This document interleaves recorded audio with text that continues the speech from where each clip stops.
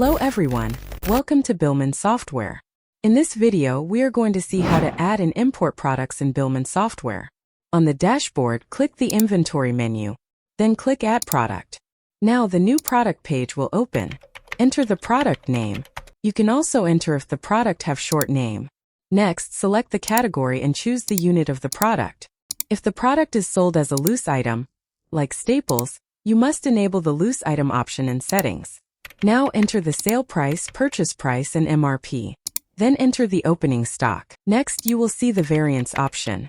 This option is useful for textile shops to manage different sizes, colors, or models. Next, go to the barcode and labels section. If your item has a barcode, enter it in the given field.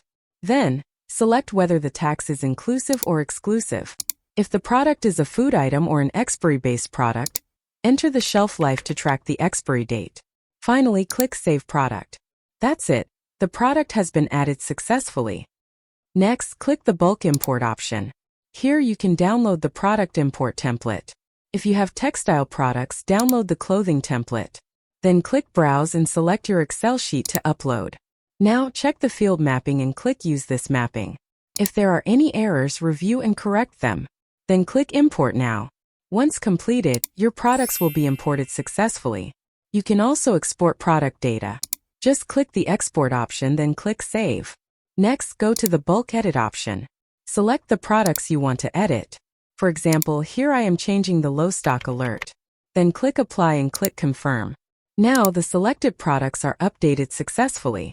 Next, click the Print Labels option. Here you can see the label printer options. Select the products for which you want to print labels. Then choose the label design you want. Finally, click the Print option. In the page header, you will see the Barcode Manager option. Click it. Here you can view the product barcodes. You can also change the barcode by clicking the Generate button. Once you click Generate, a new barcode will be created for the product. That's it. Thanks for watching.